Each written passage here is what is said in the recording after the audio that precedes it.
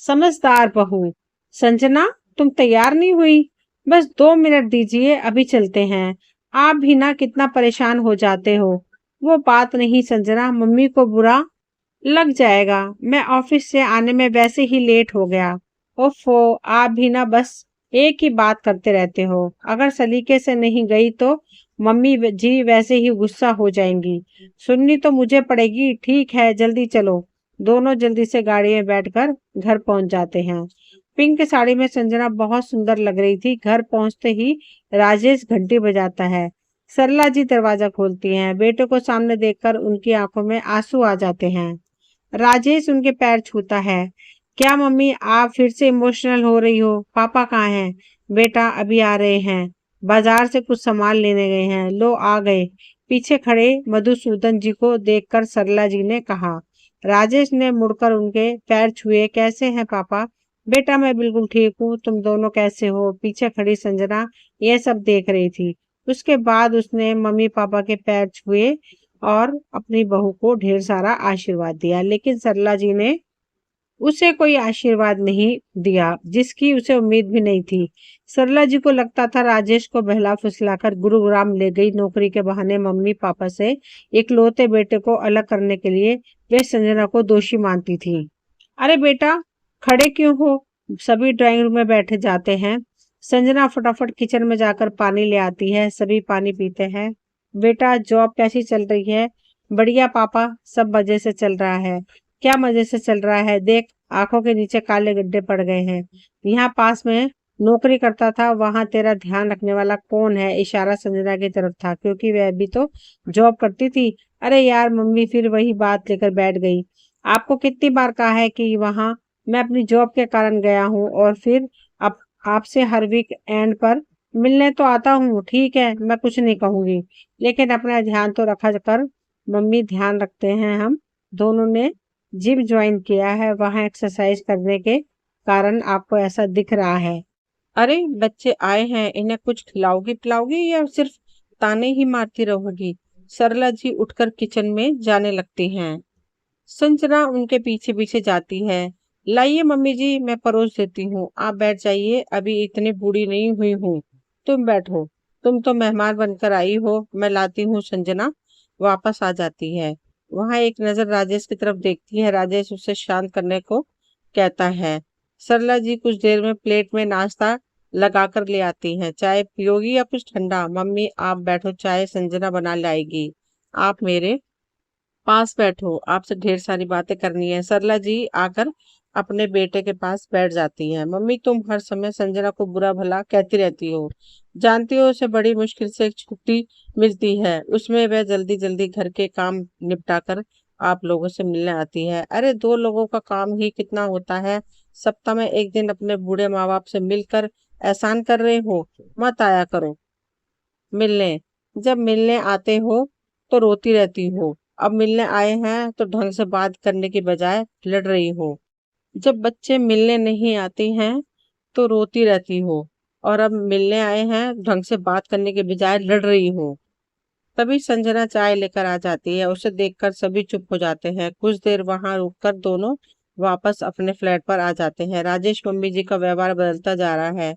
वो तो हर चीज के लिए मुझे ही जिम्मेदार ठहराती हैं। चिंता मत करो, वक्त के साथ सब ठीक हो जाएगा। एक दिन की ही तो बात होती है, सुन लिया करो। वो तो कोई बात नहीं, लेकिन एक दिन का टेंशन में पूरा वीक कैसे गुजरता है ये मैं ही जानती हूँ। अगले दिन दोनों अपने अपने ऑफिस चले जाते हैं। संजना लंच में कविता से बात करती है। कल से मूड खराब है यार। कल फिर से राजेश के घर गई थी, वही मम्मी जी ने मूड खराब कर दिया। अरे यार, सास की बात को ऐसा सीरियसली नहीं लेते हैं। सोचा मत कर, सब ऐसे ही चलता है। चल छोड़, तुझे पता है कंपनी में प्रमोशन की बात चल रही है। नहीं, मैं अब प्रमोशन नहीं ले सकती। पता नहीं कहाँ भेज दे। हाँ ये तो है, लेकिन प्रमोशन भी तो जरूरी है। नहीं यार, अब और टेंशन नहीं चाहिए। पिछले प्रमोशन की वजह से आज तक सुन रही हूँ। मम्मी जी को लगता है मैं राजेश को अपने साथ ले गई।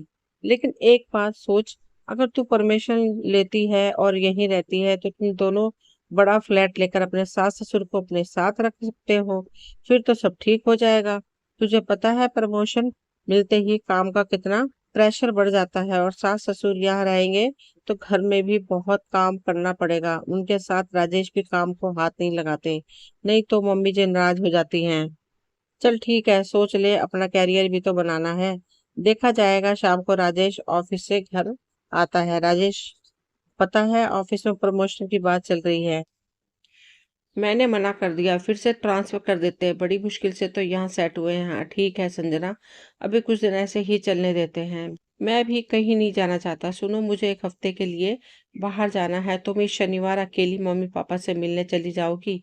राजेश, लेकिन तुम्हें पता है मम्मी जी को मेरा आना पसंद नहीं है।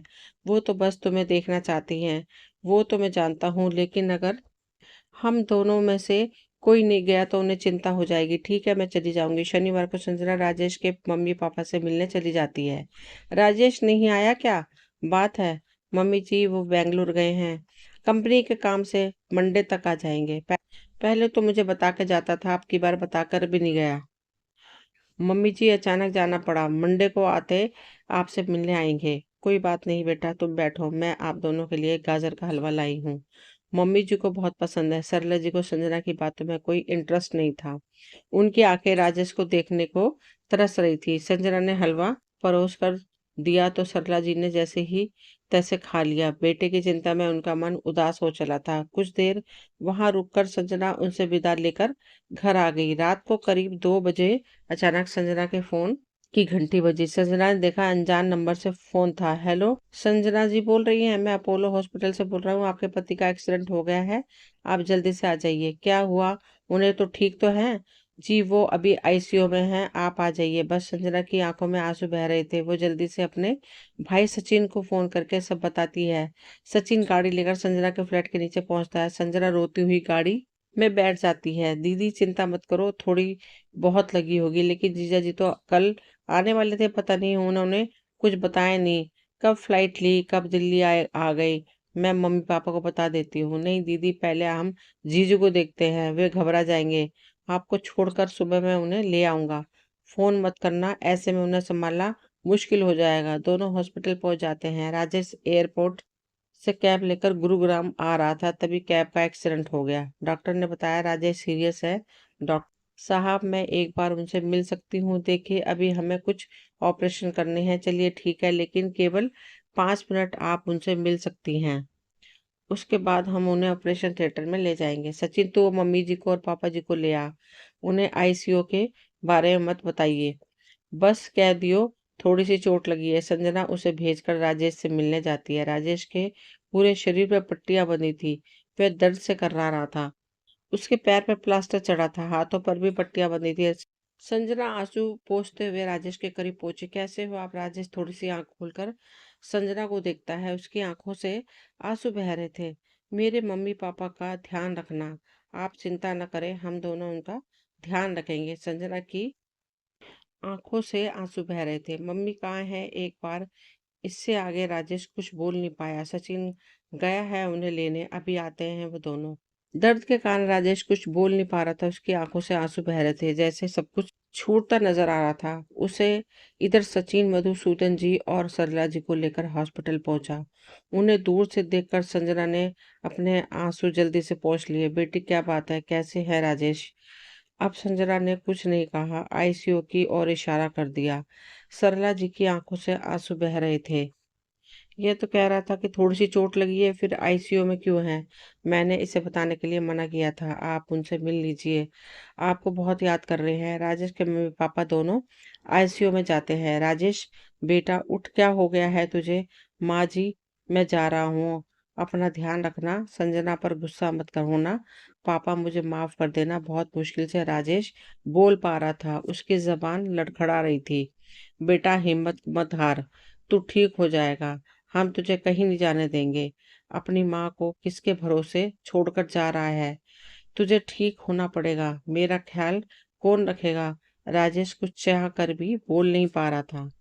उसकी आंखों से टप टप आंसू बह रहे थे। तभी डॉक्टर ने आकर कहा, देखिए ज्यादा मत बात बात कीजिए, इनकी हालत नाजुक बनी है और ज्यादा स्ट्रेस से बर्दाश्त नहीं कर पाएंगे। दोनों रोते हुए बाहर आ गए और उन्हें देखकर संजना का सब्र का बांध टूट गया। वे सरला जी से गले लगकर फूट फूट कर रोने लगी। चुप हो जा, अब जो होना था हो गया, संभल अपने आप को। दीदी, मैंने मम्मी पापा को फोन कर दिया, वो लोग भी आते होंगे। संजना के सर पर मधुसूदन जी ने हाथ फेरा। बेटी घबरा मत, ऊपर वाले पर भरोसा रख, भगवान सब ठीक कर देगा। सभी आईसीयू के बाहर खड़े बेंच पर बैठ गए। कुछ देर में संजना के मम्मी पापा भी आ गए। संजना के पापा जगदीश जी एक डॉक्टर थे। उन्हें डॉक्टर से बात की। संजना की मम्मी कोमल जी सरला जी के पास बैठकर उन्हें ढांढस बता रही थी। कुछ देर बाद जगदीश जी बाहर आए और बोले, भाई साहब, आप बहन जी को लेकर घर चले जाइए, हम लोग यहाँ हैं। सचिन, तू इन्हें घर ले जा, मैं अपने बेटे को छोड़कर कहीं नहीं जाऊंगी, एक गलती पहले भी कर चुकी हूँ। जगदीश जी ने सचिन को बुलाकर कुछ कहा, फिर वे मधुसूदन जी से बोले, भाई साहब, मेरी बात मान लीजिए, यहाँ रुकने को कोई फायदा नहीं। मैं तो कहता हूँ संजना को भी साथ ले जाइए। चलिए दीदी, पापा सही कह रहे हैं, घर चलिए। जगदीश जी ने दबाव बनाकर तीनों को सचिन के साथ घर भेज दिया। आपने इन्हें घर क्यों भेज दिया? कोमल, कुछ नहीं बचा, राजेश हमें छोड़कर चले गए। ये सुनकर कोमल जी फूट फूट कर रोने लगी। मैंने इसलिए इन्हें भेज दिया। सचिन, उन्हें घर जाकर सब बता देना। यहाँ पता लगता तो इनका घर पहुंचना मुश्किल हो जाता। अभी सचिन आएगा तो तुम भी घर चली जाना। अब क्या होगा हमारी बच्ची का? उसका जीवन कैसे कटेगा? जगदीश जी की आंखों से आंसू छलक रहे थे। उन्होंने कुछ नहीं कहा और रिसेप्शन पर पेमेंट करने चले गए। सचिन ने पहले ही रिश्तेदारों को फोन कर दिया था। जब वह सबको लेकर घर पहुंचा तो वहां पहले से भीड़ लगी हुई थी। इतनी रात को ये सब कैसे आ गए? सचिन, क्या बात है? सच सच बता। दीदी, सब खत्म हो गया। क्या? अभी तो राजेश से मेरी बात हुई थी। क्या बकवास कर रहा है? मुझे हॉस्पिटल ले चल। दीदी, पापा अभी जीजा जी को लेकर आ ही रहे हैं। यह सुनकर संजना अपने होश खो बैठी। उसके सास ससुर पहले ही अंदर जा चुके थे। उन्हें इसके बारे में कुछ भी नहीं पता था। तभी रिश्ते के कुछ औरतों ने संजना को संभाला। उसके मुंह पर पानी के छींटे मारे। थोड़ा सा होश में आने पर वह रोने लगी। उसे सहारा देकर अंदर ले गए। वहां जाते ही वह सरला जी से लिपट कर रोने लगी। मेरा बेटा हमेशा के लिए मुझसे छीन लिया, अब तू आजाद है, जो करना है वह कर ले। ये कहकर सरला जी ने संजना को झटक लिया। संजना की माँ कोमल जी ये देखकर संजना को संभाला। कुछ देर बाद बाहर हलचल बढ़ गई। राजेश की बॉडी को घर के अंदर लाया जा रहा था। सरला जी ने बेटे से लिपटकर लगातार रो रही थी। संजना बार बार राजेश को उठने के लिए बोल रही थी। घर का माहौल बहुत गमगीन हो गया था। जगदीश जी ने जल्द से जल्द अंतिम संस्कार की सारी तैयारियां की और अन्य रिश्तेदारों के सहयोग से उन्होंने राजेश की अंतिम यात्रा जल्दी शुरू कर दी, जिसमें परिवार में से किसी की तबीयत खराब ना हो जाए। राजेश को लेकर चले गए। संजना को कुछ औरतों ने नहलाकर बैठा दिया। संजना अपनी माँ से लिपट कर रोए जा रही थी। अचानक इतना सब कुछ हो गया कि किसी को सोचने समझने का मौका ही नहीं मिला।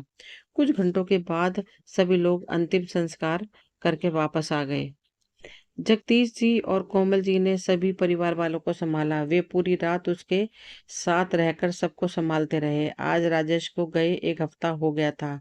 घर में रिश्तेदारों का तांता लगा हुआ था। जिसने भी सुना वह दौड़कर शोक प्रकट करने पहुंच गया। वहीं रिश्तेदारों के बीच बैठी संजना अब पहले से कुछ संभल गई थी। उस दिन शाम को जब सभी रिश्तेदार चले गए तब सरला जी ने मधुसूदन से कहा, सुनो जी, हमारा बेटा तो चला ही गया है। संजना से कहो 13वीं के बाद ये भी चली जाए, मुझे इसकी शक्ल नहीं देखनी। ये सब बातें कहने के लिए तुम्हें यही समय मिला था? वैसे इस सब में उस बेचारी का क्या कसूर है? राजेश जब हमारे साथ रहता था तब भी बाहर काम से जाता था। मैं कुछ नहीं जानती, आपको ये करना ही पड़ेगा। बाहर खड़े जगदीश जी ने उनकी सारी बातें सुन ली थी। वे मन ही मन फैसला भी कर चुके थे कि संजना का दूसरा विवाह करवा देंगे। राजेश की 13वीं के दिन सारी रस्में पूरी हो चुकी थी। सभी रिश्तेदार चले गए। तब जगदीश जी कहाँ, अब जो कुछ होना था वह सब हो चुका है। आगे क्या करना है इसके बारे में हम बात करनी चाहिए। आप चाहें तो संजना आपके साथ रहेगी, अगर आप नहीं चाहते तो इसे मैं अपने साथ ले जाना चाहता हूँ। यह रहने का तो सवाल ही पैदा नहीं होता।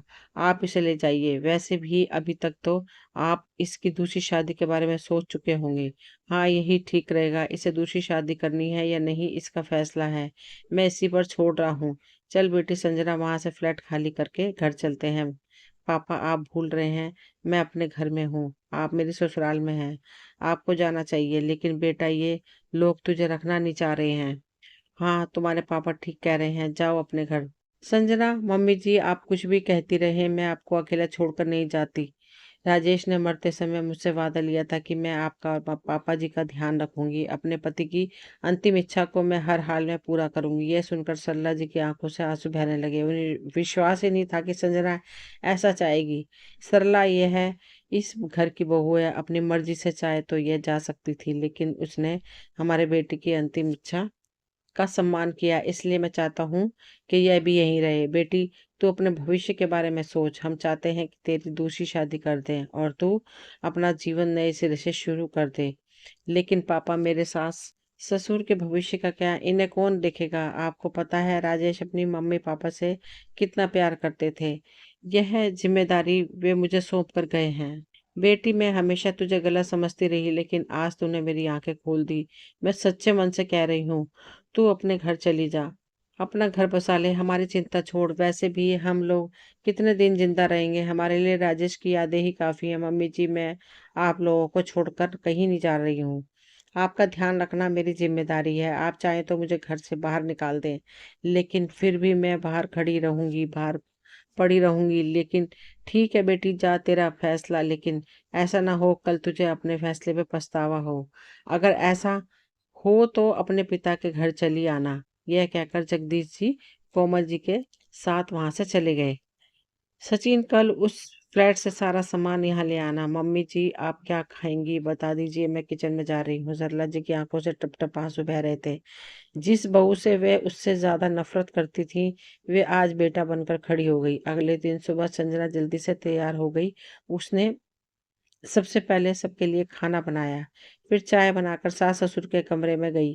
अरे बेटी, मैं तो आ ही रही थी चाय बनाने। नहीं मम्मी जी, अब आपका सारा काम मैं करूंगी। बस कुछ दिन की बात है, मैं आज ऑफिस जा रही हूँ, बाद में यहीं आसपास नौकरी ढूंढ लूंगी। बेटी, मैं सोच रहा था घर में मन नहीं लगता, कुछ काम कर लेता हूँ। नहीं पापा जी, आप इस उम्र में काम क्यों करेंगे? मैं हूं ना, चिंता न करें, कुछ दिन सब ठीक हो जाएगा। आप बस मम्मी जी का ध्यान रखिएगा।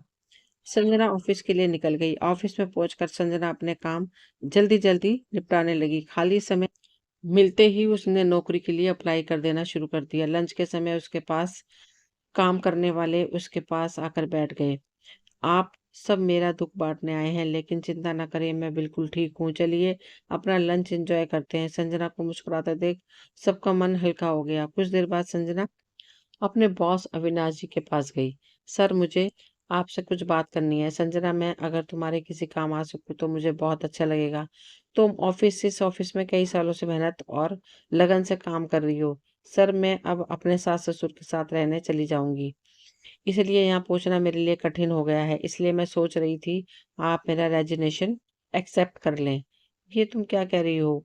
मैं इसका कोई हल निकालता हूँ। सर, मैं वहीं आसपास नौकरी ढूंढ लूंगी, क्योंकि मुझे अपने सास ससुर को भी टाइम देना होगा। मैं समझ सकता हूँ, अभी रिजाइन मत करो, मैं तुम्हारी प्रॉब्लम का कोई हल निकालना चाहता हूँ। संजना उनकी बात संजना उनकी बात मानकर वापस आ जाती है और अपने काम में लग जाती है। 2 दिन बाद अविनाश जी ने संजना को बुलाया।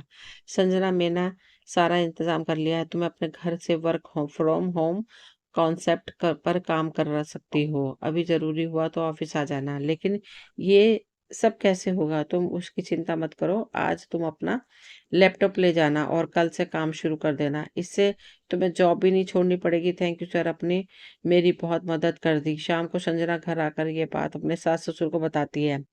बेटा, जब से राजेश का एक्सीडेंट हुआ है, हम तुम्हारे बाहर जाने पर डरते रहते हैं। तुम्हारे बॉस ने बहुत अच्छा किया, भगवान ने उन्हें तरक्की दे।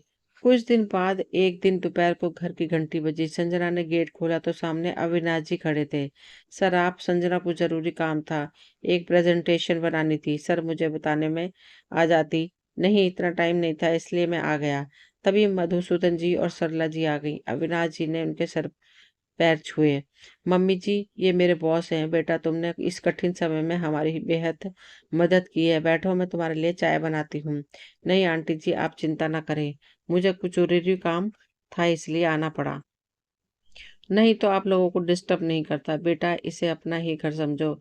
चलो, काम के बहाने तुमसे मिलने का मौका मिला। तुम दोनों काम करो, हम अंदर बैठे हैं, कुछ चाहिए हो तो बता देना। इस तरह समय बीत रहा था। अविनाश जी के कई बार घर आने लगे थे। अब वे घर में काफी घुल मिल गए थे। एक दिन संजना बाहर गई हुई थी। सुनो जी, मुझे लगता है संजना अविनाश जी को पसंद करती है। क्यों ना हम दोनों की शादी करा दे।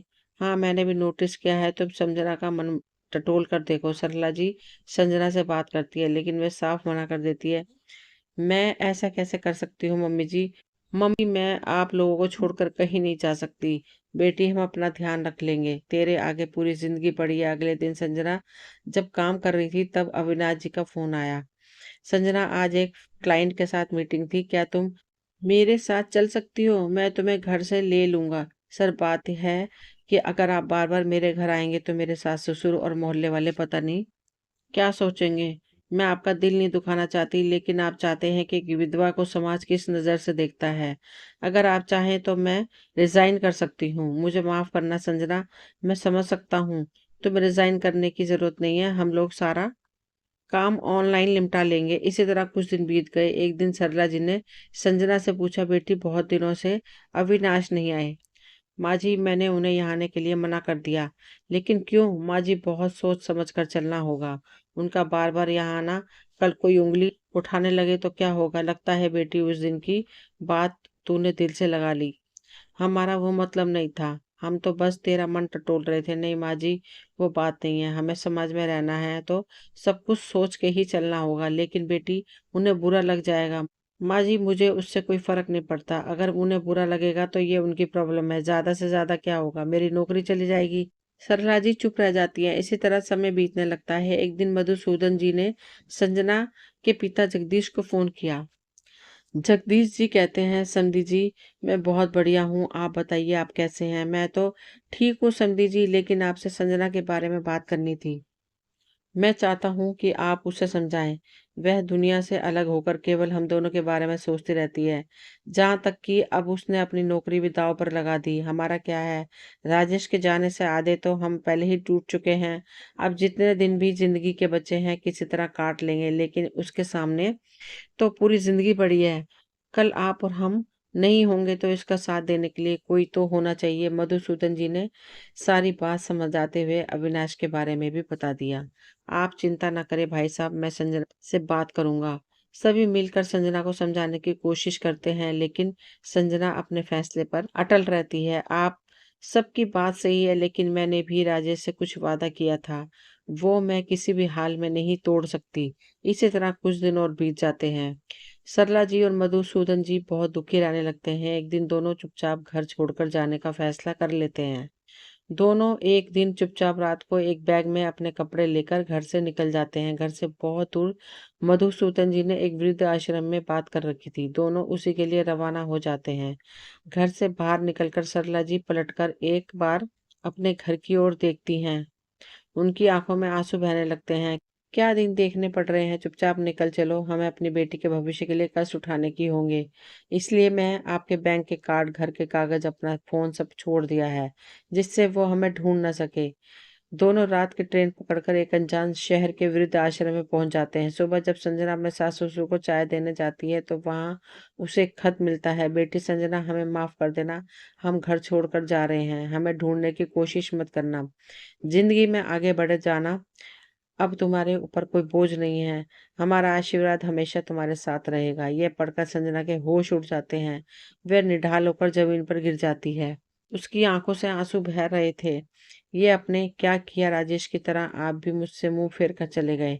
मेरे तो जीने का मकसद ही खत्म हो गया। संजना बहुत देर तक बैठकर रोती रहती है। कुछ देर बाद जगदीश जी वहां आते हैं। पापा, आपको सब पता था ये लोग चले जाने वाले? आप मुझे बता सकते थे, मैं उन्हें रोक लेती। नहीं बेटा, मुझे कुछ नहीं पता था। अभी 1 घंटे पहले ही मधुसूदन जी ने एक फोन पर बताया कि वे स्टेशन के बूथ से बोल रहे थे। उन्होंने ही मुझे यहाँ तुम्हें संभालने के लिए भेजा है। संजना जीवन के उस दोराहे पर खड़ी थी जहां से एक सड़क उसे नई जिंदगी की ओर ले जा रही थी और दूसरी अपने सास ससुर को ढूंढने के लिए मजबूर कर रही थी।